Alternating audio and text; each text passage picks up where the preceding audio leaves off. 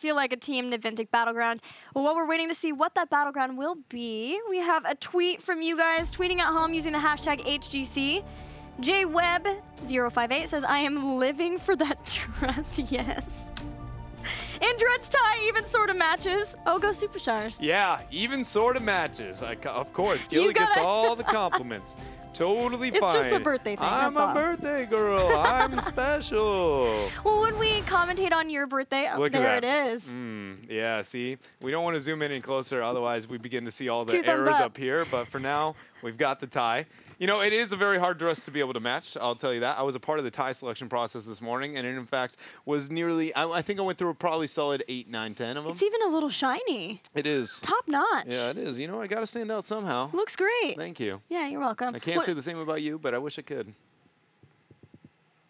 Christmas time is here. Oh, man. Well, when we commentate on your birthday, we'll make sure that you have the flowery suit, and, you know, I'll just wear the demure dress.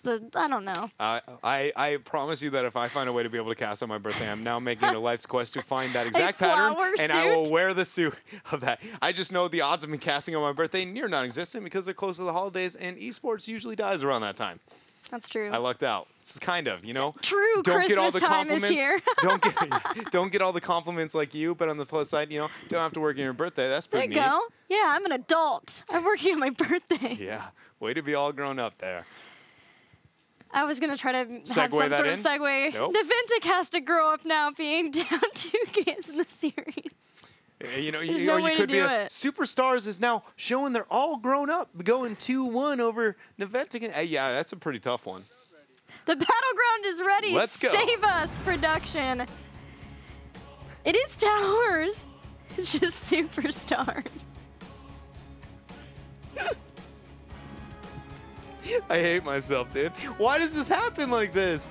This one makes a lot more sense than the last one. The last one legitimately made 0 sense because, again, just the priorities of Naventic, that we talked about it all. I'm not going to beat it to death. But this one, not as crazy. I was getting weird when I was suggesting Naventic take us to towers. It's not crazy for Superstars. It's one of their favorite maps that they're picking it. That is not the Wild Flare.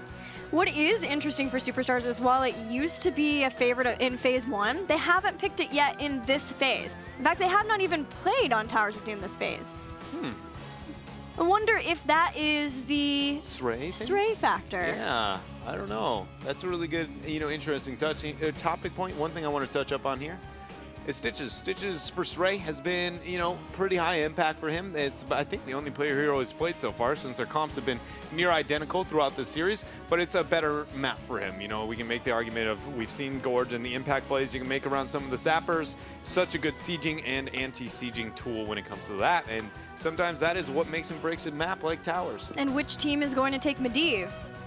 I did not think that. What is that face? That face was hopefully not Naventic. That's how I feel about it. It doesn't add up. Again, the best odds for them to be able to win these games, I feel like, are very much not going to be with the crazy, I don't know, overly synergistic, we all have to be on the same page heroes, and a little bit more on the, hey, these are rather forgiving compositions.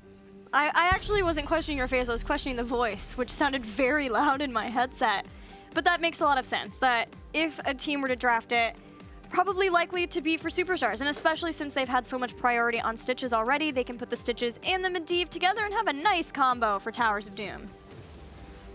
That was kind of the OG place for the Stitches Medivh. It was the first place that it actually came to life. Medivh was originally, on first release, his best maps, everybody was like Cursed Hollow and Towers of Doom were the ones that you would really see him Towers of Doom specifically because Wave Clear is not as high impact, and there's a lot of really cool, you know, those triple altar phases. He suddenly can be like, I'm delaying this one, now I'm going to help my friend over here. He's a little bit all over the place.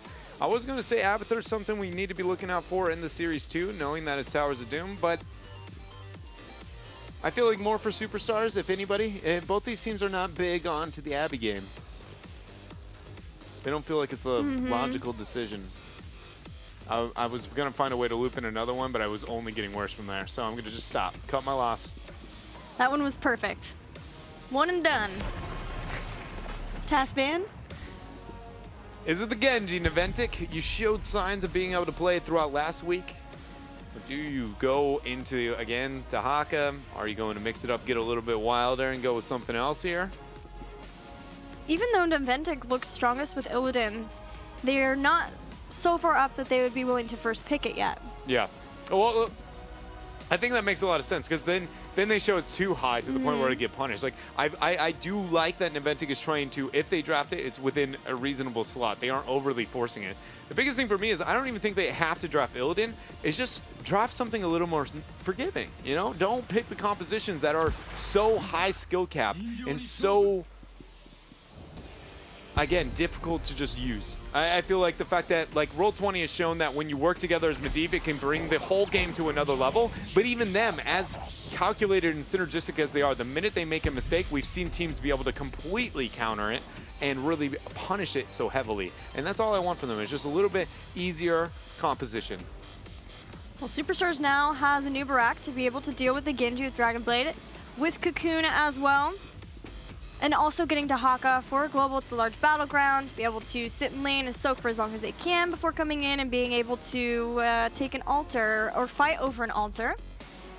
Team Naventic now, have we seen them been willing to play both Genji and Illidan before? I don't think we've seen it at the same time, no. It's only been one or the other. Genji, most of the time, I believe, was up to iDream. Biggie. Or Big E, yeah, even Big E moving over to that. So yeah, we have not seen them bust out the Illidan at the same time. It does fit. Can fit in certain comps, but that is so, even that would stretch B-Kid's hero pool even farther. You know, I don't mind the idea of venturing into it, and they do even go with the Abathur. Nice. I am so pleasantly surprised. Okay, so are we ready? Abathur needs to be played by iDream. Dunzo. If that happens, I automatically am like, well, I'm back to Naventic, has a chance to be able to take this game. Like, very much. If they put the double Genji with an Abathur hat, iDream's the Abathur, Genji's around doing his thing, high impact heroes. Again, Naventic really could take this game and take us to game 5. And what last 2 picks would you like in that instance then? Obviously, we need a warrior for B-Kid. Yes. That one, I'll get back to you on that. All right, Illidan's been banned out by Superstars, so they don't want to add any more melee mobility craziness to what already is a strong 3 picks for Team Naventic. What do you ban for Naventic here? When you see the double, you know, like, do you just go for farther into the support world? You don't expect a Stitches to be picked up now that there's a double warrior. It's possible. It's not out of the realm. If they don't want to deal with Medivh, potentially Medivh. Otherwise, in range, I guess. I was wondering if they were worried at all about fighting versus the old Vala, Ariel something. But no, it's Grey Mane. The old Vala, Ariel something. Yeah, classic right there, Gilly.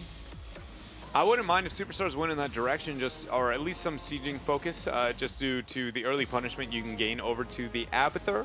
Again, Naventic is pretty weak in the early game most of the time with their compositions. If you were to abuse in a macro, their weakness is early game and it's macro play. You can get an advantage through macro play and the early game against an Abathur pretty easy. Maybe a direction that they want to convert their draft now with their 3-4. It's going to be up to them. Ariel could, you know, kind of go into that direction, and Icon he's been playing it quite a bit now.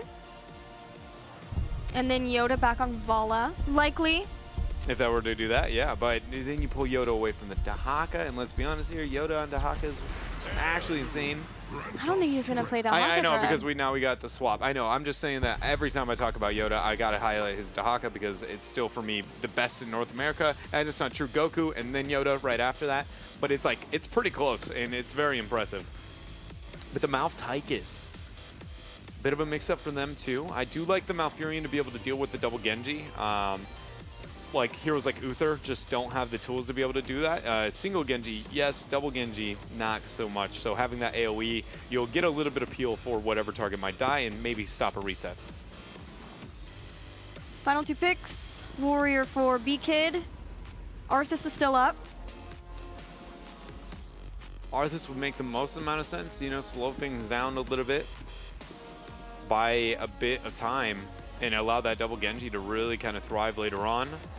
but it also is susceptible to the Tychus, you know? So much so that I wonder if they're going to go into a variant now that they see the Tychus on the other side. You know, oh, that's true. Johanna. That's a little wild. Blinds for the Tychus, though. Li Ming. I was wondering if they're going to go to Cassia since they got the blind on top of it and just kind of go double down synergy all in melee. They get a Li Ming, double reset.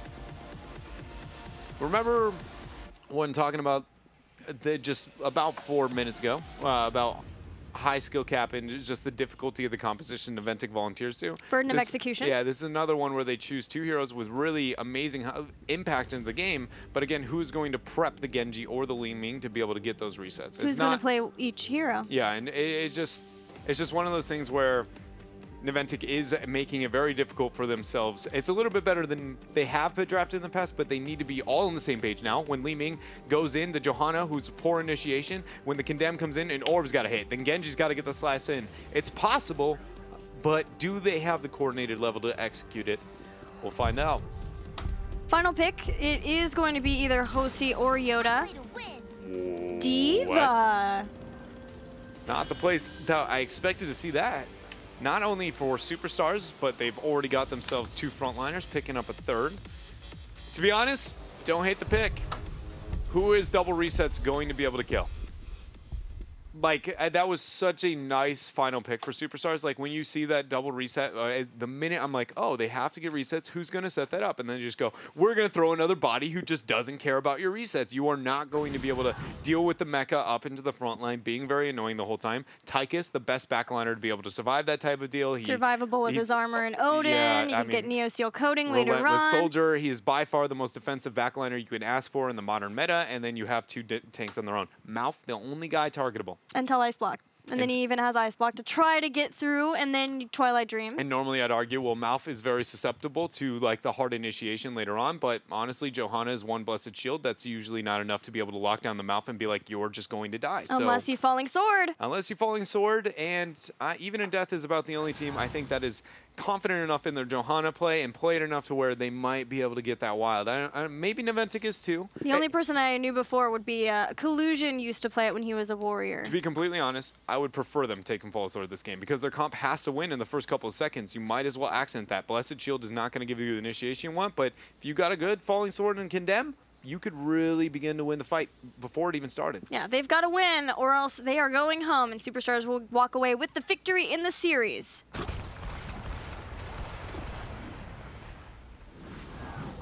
Johanna's such a weird. I view her as, I'm going to hit you with this, and you're probably going to give me the stink eye at first glance, but just hear me out for a second. Johanna for me is like the Brightwing of supports. And the fact that warriors. When looking at, or yeah, it's just when looking at... Brightwing is the Brightwing of support. You are in fact correct. And look, it also is going to be Zuna there, on to the Genji.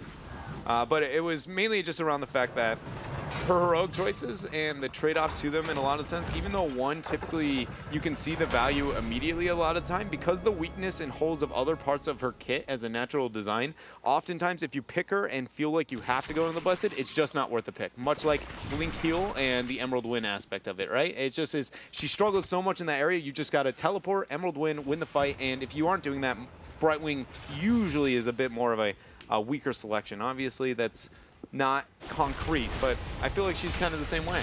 Johanna will at least help be able to throw some blinds onto Yoda as well as D.Va, and in that amount of time, hopefully nullify some of the damage so that Team Naventic can try to get resets, but the issue still remains.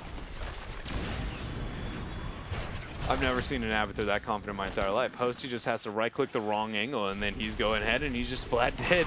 Nobody threw a skill shot over the wall to reveal, so luckily he lives another day. But I feel like that Slug might want to scooch just a smidge back. Here already, you can see one drawback to Team Naventic composition. They are full on team fighting. Later on, they'll have Avatar soak, and they do have good stalling for the altars to enable that Avatar to be able to soak lanes and try to get them ahead or even push waves down. But they are lacking a fair amount in being able to keep the waves at bay against Superstars. Rhaegar will help with Lightning Bond. They have Johanna too, and that may have been another indication of why they went into Johanna besides the blinds for Tychus and then later on D.Va.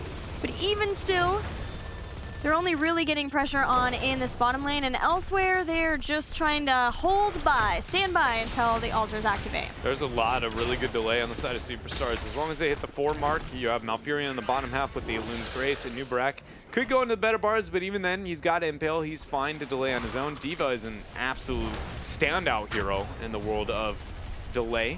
So we'll see the laning rotation for Superstars. It looks like they're comfortable going 1-for-1 up on top, and the focus for both teams now is going to be on to the bottom half. Rotational advantage slightly in favor of Naventic. Superstars, though, are able to bring into Haka faster than Genji. He's already stalking in, and they're trying to jump on top of Tomster while they have the time, knowing that the stock will be there in a way to body block. Rhaegar goes down as the first blood of this fight. Naventic, can they continue to stall out, picking up this altar long enough to make it back in, at least have Rhaegar come back. If not do more here, at least let their Abathur be able to soak. Yeah, Zuna went back in and was able to find himself an Iacona. Huge orb coming out from iDream there, once again going into that Triumvirate. Really enjoying that build there onto the lane main. Probably expect the Calamity again. Sray trying to question if he can move into zone off. And now Naventic has found themselves the first 2 altars of the game in a shot advantage with an Abathur composition. That, again, it's day and night for Naventic here. It was unexpected, but part of what helped was having their sappers. Superstars did not get their sappers. They didn't do the standard North American thing of getting sappers right before the first altar phase. It does mean that they're available now, and if they want to get those and try to push along with them and make sure that they're able to get some sort of value for the team. But Team Naventic being able to get 2 of those altars and keep up an experience, again, is very good, considering the fact that they have that Abathur. I also see Zuna going more into the Shuriken build. That's something that is, I mean, not unheard of. We've known this was the original, the standard, and now as more of late, we've seen so many people focusing into his E and getting those resets. But it gives more consistent damage output, showing that he understands the fact that they can't rely on that all-in and getting those resets immediately with the comp that Superstars has drafted. That's a really solid talent adjustment coming out from him.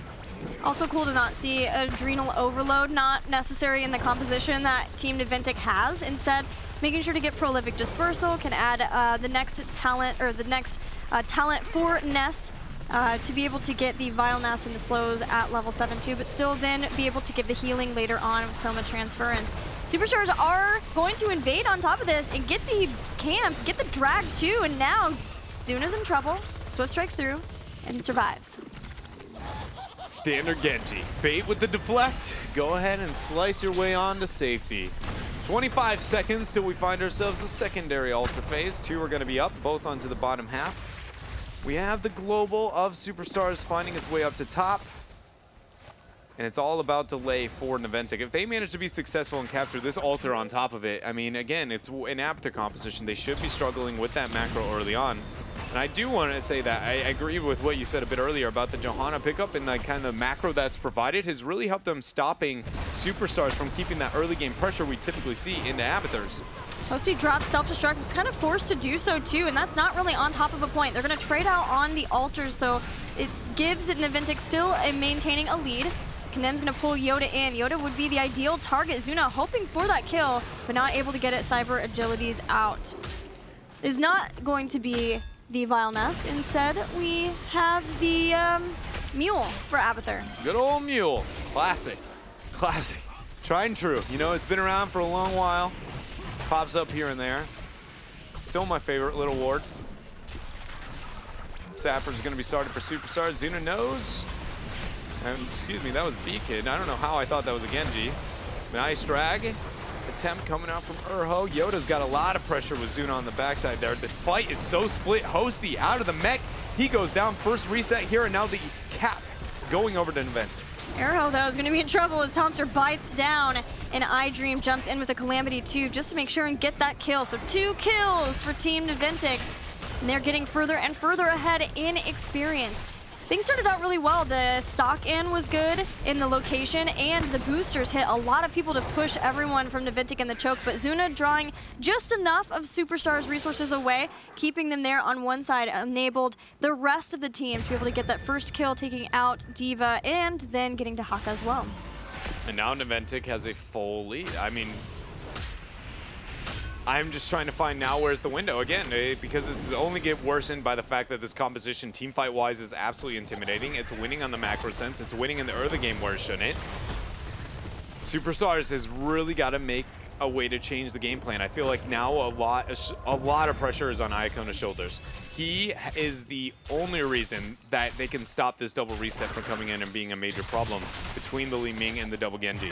Because Twilight Dream seems to be an integral part of Superstars, I wouldn't be surprised to see Bunny Hop too, just to try to keep everybody in a location once all of Naventic dive in, hoping for the double resets, and then Bunny Hop, you've got Twilight Dream on top of that. But we'll have to see, because Big Shot is a nice resource to have to be able to make sure that you can get your mech back up.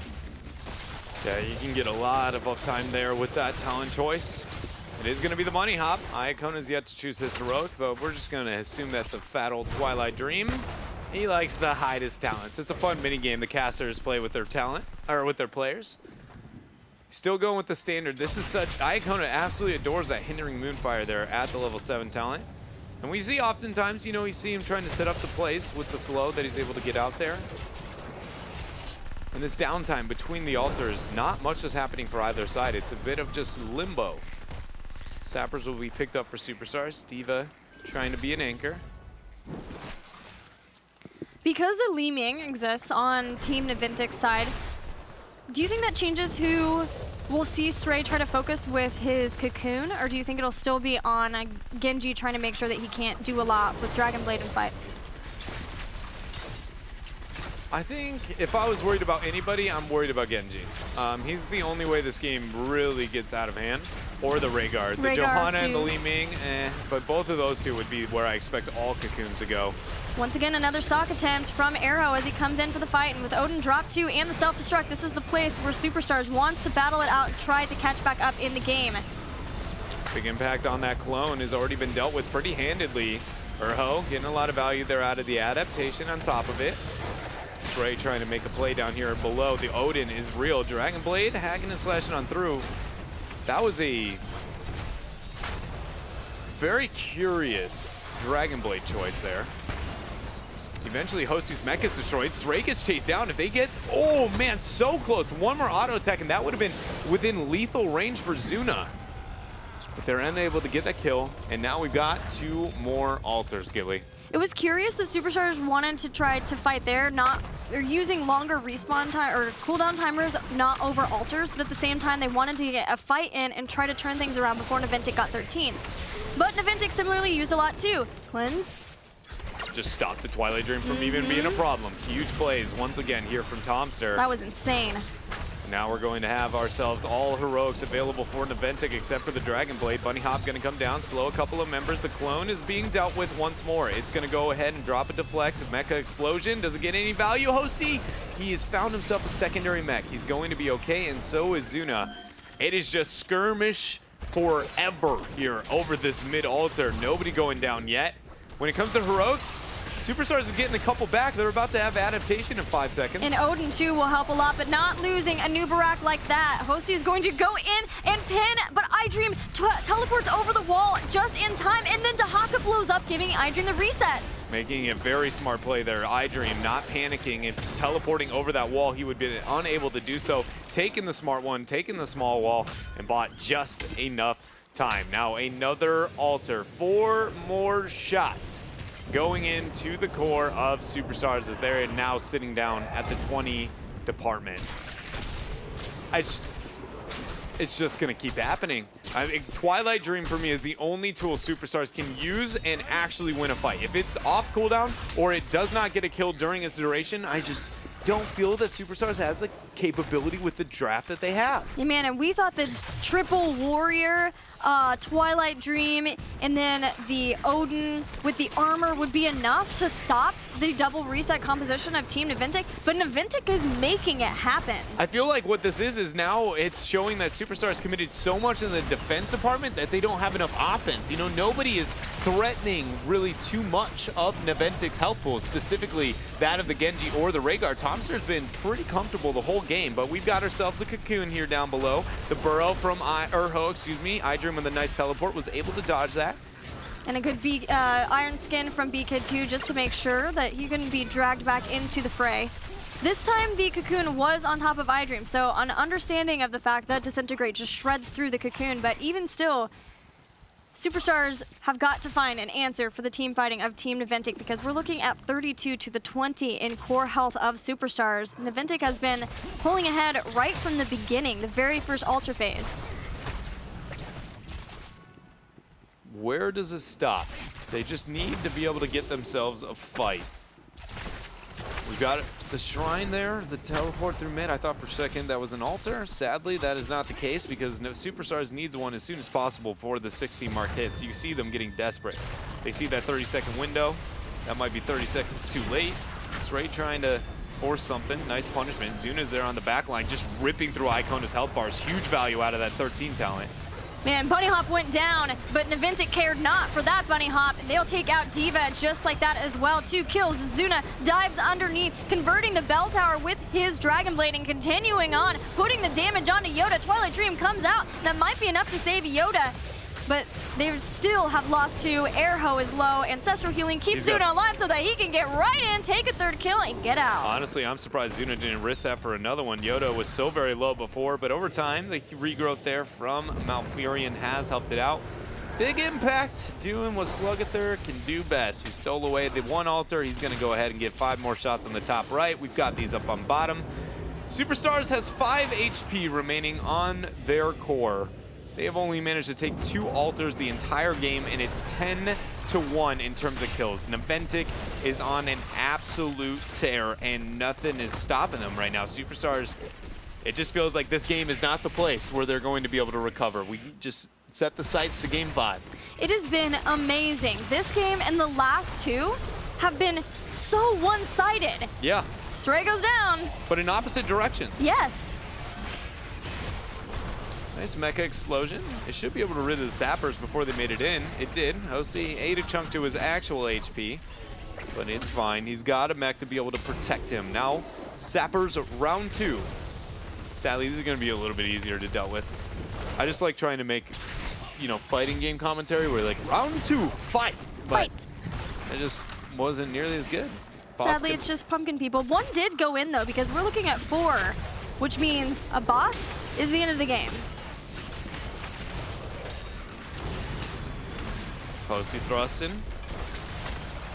Went ahead and threw that down. Bunny Hop's going to be dropped before the boss. Twilight Dream goes off, hitting 2 members, but no kill gain. Zuna, it manages to stay alive. He goes back in. He got the Ancestral, but it does not connect. He got a little bit too greedy there with that, and now it looks like Superstar is getting the punishment, the Cocoon. They reveal Tomster. Can they get more? They need everything. They have a body block on top of B-Kid, and now with Iron Skin not left. He's relying just on the Carapace drag. Hits. Johanna is out of the game for 47 seconds. Superstars trying to get back in this game, but it will be such an uphill battle. It starts with trying to take out some of the structures wherever they can. First Twilight Dream of the game to hit more than 2 people, and Superstars showed signs of life in that fight. I really, again, just so much pressure there onto Iacona in this game.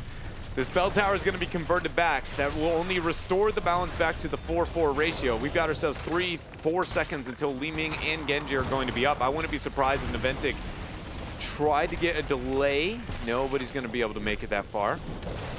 Thought for sure the Rhaegar, you know, transition up, maybe help Genji and buy a little bit of time. If you saw it one time, everybody commit to that, and they could have maybe gone for the all-in. The reason why you can risk that if you're Naventic, because the win condition is just 1 altar still, you can throw everything you have at one time, try and get your opponent into misplay, and even if you wipe, you're, what, back to normal, because your lead is so huge. Yeah, it's still 20-4. They have such a lead. They even still maintain a lead in experience, even though Superstars were able to get those kills at such a pivotal moment. Superstars has to take back their bell tower in the bottom to equalize back to the norm and deal with these sappers that Team Naventic got. But Team Naventic are just going to push up in the top. They're going to give it another go.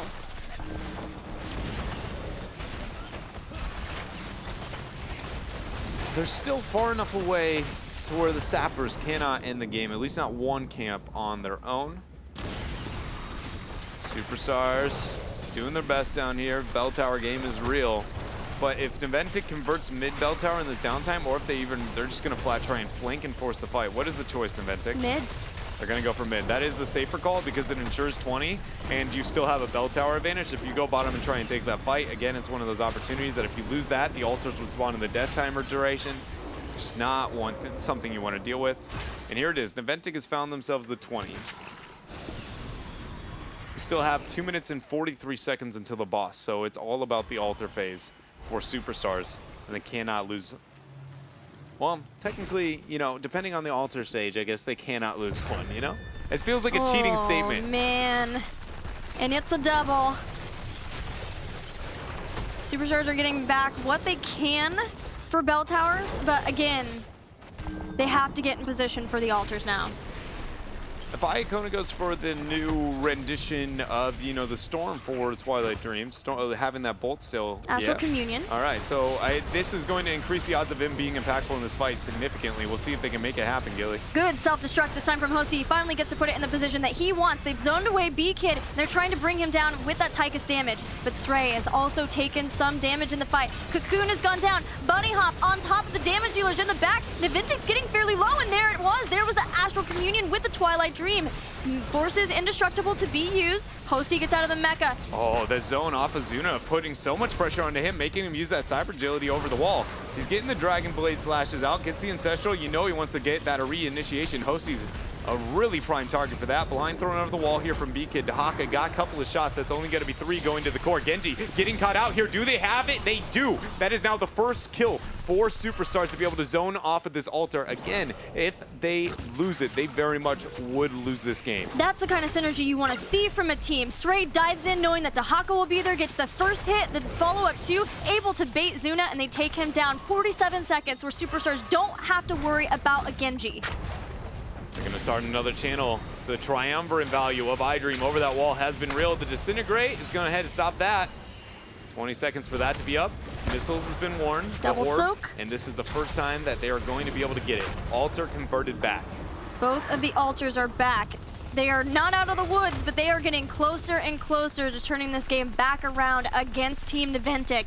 Superstars in this later game will need to deal with the bottom lane. Team Naventic are hoping to keep the pressure on there. We're 30 seconds away from the boss. That is a win condition available for Naventic. And so if they were to well prep this bottom lane and in this amount of time, if they were able to do so, it would be huge. But B-Kid making it out barely and was unable to keep that pressure up. Nobody looks to be cycling, getting it on initial spawn. So we have a game on our hands still, because now you know, the health of the core is close enough to where this couldn't really go any direction. And I do think that 20 window for specifically Iacona is really, now every shot, every team fight, they have a very good shot because he is going to hit more than one person, or at least he very much should be able to. Yeah, the later game is going better and better for Superstars because they've finally gotten the kinds of abilities that they need to try to get through the Genji leaming damage. Blessed. But the Blessed Shield's there. Stray has to Burrow Charge out, barely does so. Hosty has dropped the self-destruct, zoning away. Stray wants to go back in for the fight. Zuna's used Dragon Blade. Yeah, that Dragon Blade being used, and that is not getting any value out of the 20 either. Sometimes we see that in the later stages where he's just hitting one person and it's like, well, eventually he'll reinitiate. But now 72 seconds where that's going to be down. Boss is a win condition for Naventic again, which means the members of Superstars cannot transfer down all to this altar. It's going to split them up. Zuna stuck in a corner. And they know that they need to get this fight, and they need to win it so decisively that the boss isn't an issue. They're focusing a lot of their efforts on trying to bring down B-Kid where they can. Clone's been used. Zuna? Oh my, Zuna! He's dead! That was what Superstar needed. Now they've got a shot to make the comeback, but it's not over yet. There's still a lot to be done. Cocoon, that is on to Rhaegar. The reveal there for Disintegrate is just out of range. Roots. In the roots too soon. Gilly, no, not like this, but the Impale is there. Can they get the kill? Tomster is dead. Orc or Wolf, doesn't matter. You are dead for 62 seconds. Bunny Hop catches iDream as well. B-Kid is running away, but these body blocks from Hosty, and now Arrow forced Blessed Shield to be used. And then Thruster's gonna knock him back once more. The root's going to land. No Iron Skin for a couple of seconds, but Superstars realize they have nothing left to get done here. They're gonna just capture that altar. Now 4 more shots. The core of Naventic back to 10. Again, the boss is still up. If that was picked up for Naventic, it's game. If Superstars gets it back down to the 6, I would like to see them try to deny the boss right now, this exact second, and if they fail to do that here, I don't think they have enough time. Yeah, no support for 24 seconds is the best time to just get rid of that boss so that they don't have to worry about that, because if they get in a weird situation with the next altar, altars it's just in the done. bottom again, yeah, they got so lucky that they were able to take out Zuna, and that was, of course, down to their good play, but they don't want to have to hopefully take that risk again. Boss is gonna go offline for a long while now. And the cores are comparable for the first time since probably the second altar phase in this entire game. There we go, the Cocoon. The present opens up. Zuna's down. It's a Genji. Gilly, they're gonna win this game. They're going to get this comeback. This is absolutely amazing. They have forced so many staggered deaths now in the late game from Team Naventic. They just had to get to where they could be more sustainable. Hosty's ability now, because of his nano weave suit, to be able to place self-destructs a lot more confidently out there instead of trying to drop them more defensively has been a big turn for them as well. Superstars, how far down were they in core health? If I was recall off the top of my head, it feels like it was like 28? It was 20-something, definitely. It was just insane.